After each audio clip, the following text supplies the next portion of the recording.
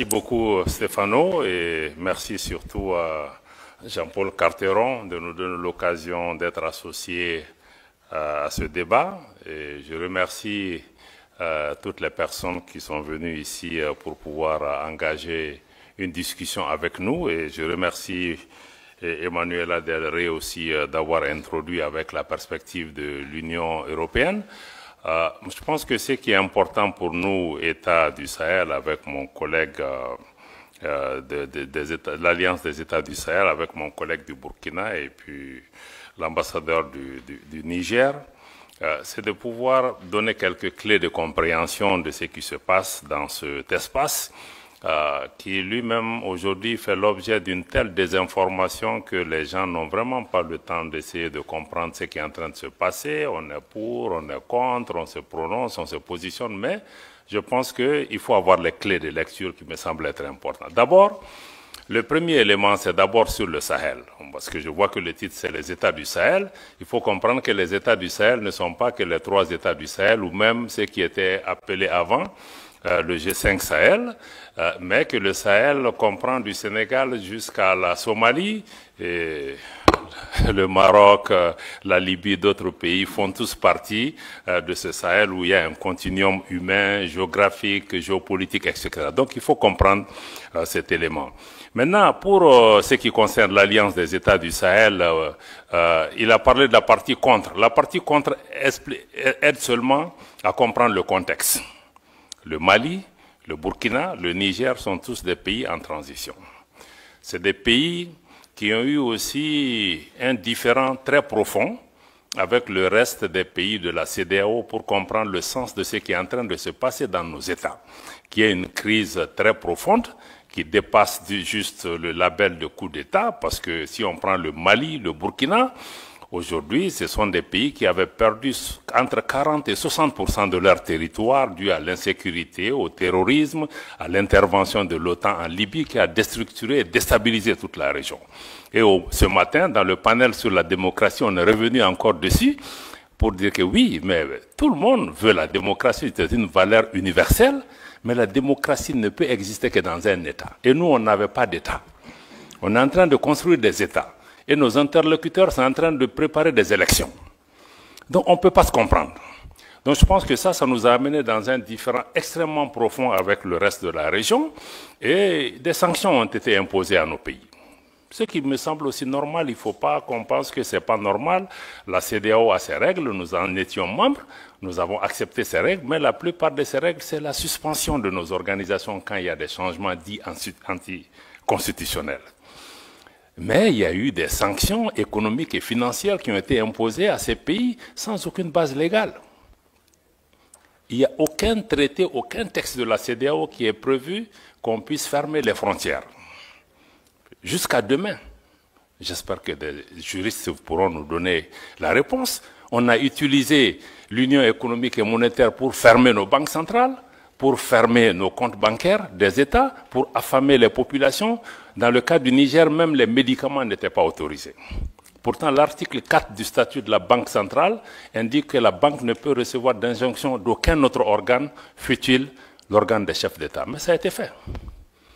Bon, je pense que ça a été des erreurs qui ont, de mon point de vue, touché à l'ADN même de l'organisation. Parce qu'une organisation qui est faite pour intégrer, si elle commence à désintégrer, elle attaque son ADN.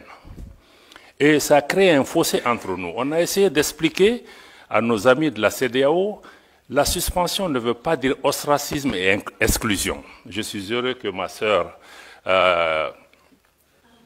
Barbosa est ici. Elle était ministre des Affaires étrangères de la Guinée-Bissau. La dernière discussion qu'on a eue avec la CEDEAO, c'était justement à Addis Abeba, si je ne me trompe pas, en janvier ou février 2023. On a eu un échange avec elle. Elle était présidente du Conseil des ministres de la CEDEAO. On dit, si vous ne faites pas attention avec la politique des sanctions, on va aller vers une cassure. Parce que même si on est suspendu, il y a un minimum d'engagement. On dit, il faut là que l'engagement reste sur 3 questions. 1. Si vous discutez des questions qui touchent à nos pays, appelez-nous au moins pour 15 minutes. Écoutez-nous, on quitte la salle. 2. Si vous discutez des questions de sécurité, ça ne peut pas se faire sans le Mali, sans le Burkina. À l'époque, on était trois, ministres des Affaires étrangères, le Burkina, le Mali et la Guinée à l'époque. Et le troisième élément, on a dit, s'il y a des questions humanitaires, ça ne peut pas se faire sans nous. Et on nous a dit, mais pourquoi on a demandé ça? On a même accru les sanctions, on a ajouté les ministres des Affaires étrangères et même les chefs d'État. Ça nous a mené à la cassure. Et à partir de ce moment, nous, on a dit, bon, puisque nos chefs d'État sont sanctionnés, les ministres des Affaires étrangères sont sanctionnés, vous avez fermé la porte du dialogue. Donc, vous n'allez plus pouvoir aussi venir dans nos pays, sinon on ne peut pas aller chez vous. Je pense que ce sont ces erreurs accumulées qui nous ont amenés jusqu'à ce que, maintenant, il y a eu le coup d'État au Niger, et la CEDEAO a décidé de faire une intervention militaire. Vous savez que quand on est dans une union, ça veut dire qu'il y a même un pacte de non-agression. On ne peut pas se lever. Bon, c'est vrai, même si un chef d'État est renversé, se lever un matin pour dire qu'on va attaquer un pays, pour la CEDEAO qui, depuis 20 ans, a une force en attente qui est toujours en attente. Ça veut dire, en réalité, ce sont des acteurs extérieurs à la région qui dictent leur volonté à la CEDEAO. Je suis désolé de dire, même l'Union européenne a soutenu cette décision de la CEDEAO d'attaquer un pays souverain qui lutte depuis 10 ans contre le terrorisme. Ses frontières sont fermées. Quand vous attaquez le Niger, mais vous attaquez une armée, mais vous libérez les terroristes. Ils vont aller où? Au Mali, au Burkina, partout. Donc, à partir de ce moment, on s'est dit que cette organisation commence à être dangereuse pour nous. Non seulement on punit nos populations, mais le fait d'être membre peut même t'amener à ce qu'on attaque le pays. Donc, c'est là que le Mali et le Burkina ont décidé que si la CEDEAO attaque le Niger, mais nous qui considérons que nous, on est entré en guerre contre l'organisation.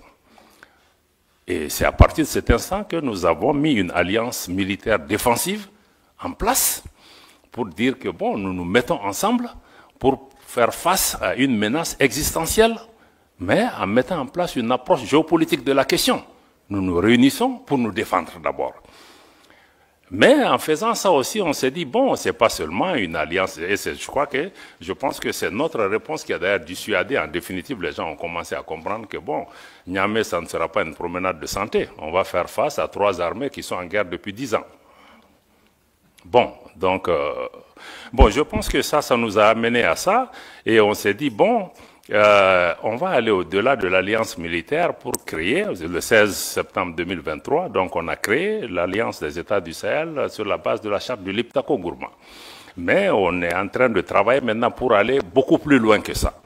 Pourquoi on veut aller beaucoup plus loin que ça? Ça, c'est la partie, on était dans la partie contre, comme tu as dit, c'est créer contre, mais ça, c'est juste expliquer le contexte. Mais en réalité, la partie pour c'est que la région qu'on appelle le Liptako-Gourma, qui réunit les 3 États, que certains ont appelé la zone des 3 frontières, abusivement, mais cette zone est une zone géoculturelle et géographique qui existait depuis des décennies. D'ailleurs, il y a une organisation, l'autorité du Liptako-Gourma, ces 3 pays partagent les mêmes réalités climatiques, géographiques, culturelles et même sécuritaires.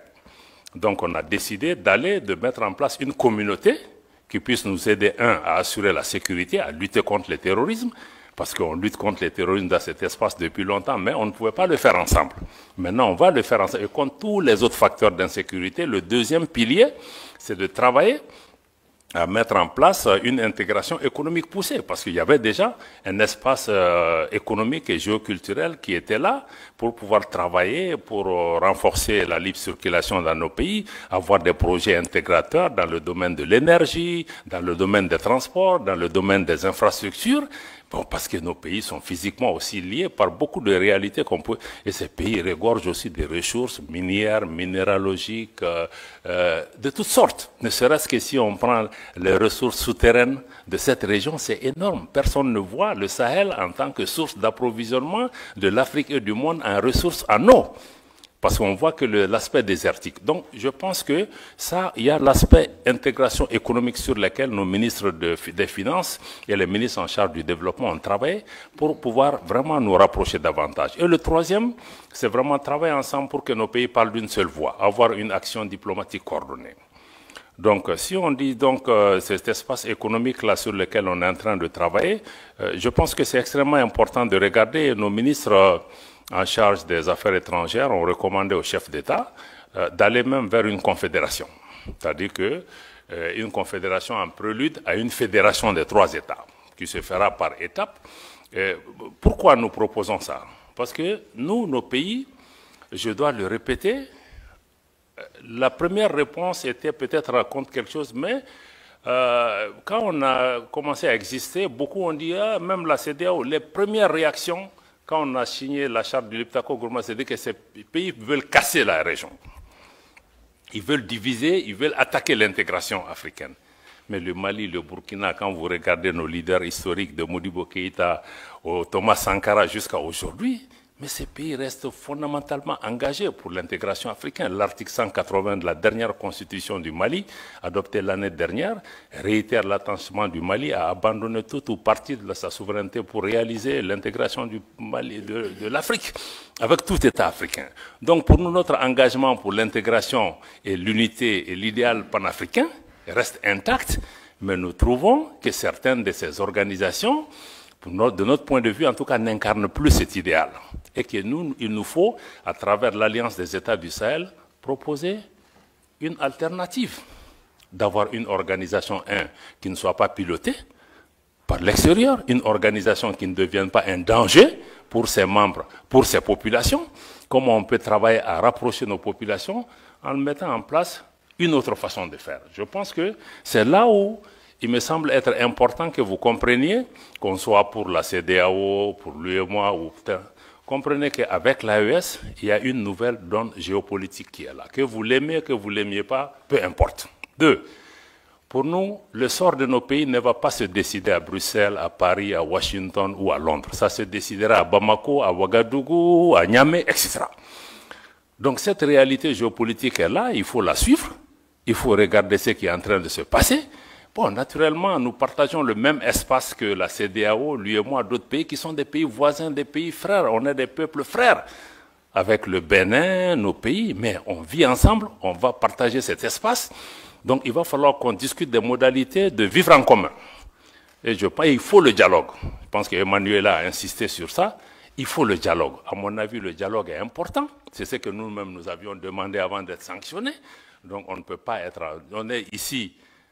C'est la première sortie pour nous, États membres de l'AES, en dehors de l'Afrique. Donc ça veut dire que nous sommes prêts, sinon on aurait pu vous dire que venez parler en Afrique avec nous. Mais si on est venu, c'est qu'on est ouvert, on veut que vous lisez la dynamique de l'AES à travers nous et non à travers des personnes qui sont mandatées ou qui ne sont même pas mandatées, qui analysent notre région, qui parlent en notre nom. C'est pourquoi on est là. Donc c'est vraiment dommage parce que moi je crois que beaucoup refusent le dialogue. Je me réjouis qu'Emmanuela et d'autres continuent vraiment à travailler sur ça. On est très peiné de voir que même des responsables européens, certains disent on ne va pas parler avec eux, même africains, certains disent on ne va pas faire de photos avec eux. Mais on dit mais ça nous fait quoi que vous preniez des photos avec nous? Mais ça ne va pas changer. Nous, on se bat pour le devenir de nos populations. On voit les gens qui meurent, moi une photo avec tel ou tel, ce n'est pas ce qui importe pour nous. Donc certains vont jusque-là, des pays voisins. Personne, je dis aux gens, personne ne va nous faire déménager de cette région. Que tu prennes la photo avec moi ou pas, mais on sera là. Tu seras là, je serai là.